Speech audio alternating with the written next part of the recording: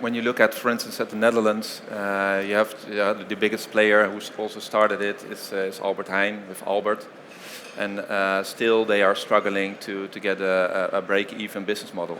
They are making profit for the Randstad region, but outside it's still hard. So I think that's also new parties entering the market. HelloFresh, of course, and Picnic and other companies like that. So the competition will increase, and of course they will get an additional share of the total market percentage. It's quite relatively low, and I think it will increase and will affect the supermarket landscape, but not as much as far as I can see, with deep impacts and a lot of supermarkets, for instance, closing, because many people they just don't want to pay for the delivery, and especially in the Netherlands we have like so much dense retail structure with a supermarket on every city, very nearby. So it's the barrier to go to online purchasing is it's quite high. Okay, but if a player like Amazon puts its weight behind this, I mean they've been successful in the non-food segment. Mm-hmm. It's feasible that they may really change this segment. Yeah. How do you feel about that, Marije?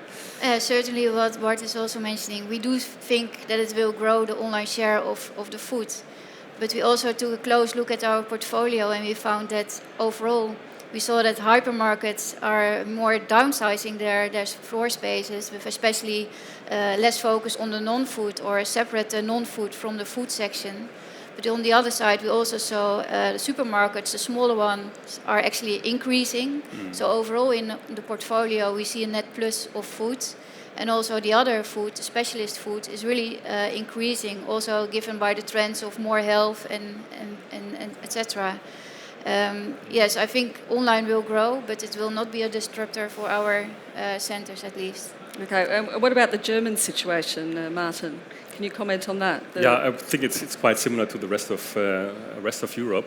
Right. Anyhow, I'm not that optimistic. I'm not that optimistic. I think that business already changes and will change even more, and maybe less in the food sector. I think what I see is just the opposite, that there are more and more very small supermarkets close to public transport hubs, where just when you travel home from work, you just buy the stuff and it's fresh and that's what you really want. I think that with the whole infrastructure we are not there yet. But it's a completely different question how the infrastructure then within housing should be for same-day delivery. So you order it while you still work, but then yesterday it was very hot, and the day before yesterday. So what will you do with the fresh food then when you then even for 2-3 hours longer in the office? But already there are some developers offering a public fridge for all tenants. So maybe that's also solved. And also during April we had a summit organized by RICS in Germany. And there were also some people from Amazon were there, and they are really working on same-day delivery and delivery within an hour. And I think that will really increase the competition. Right. Okay. So these big fridges, where would they be placed? In office buildings or? Yeah. Or?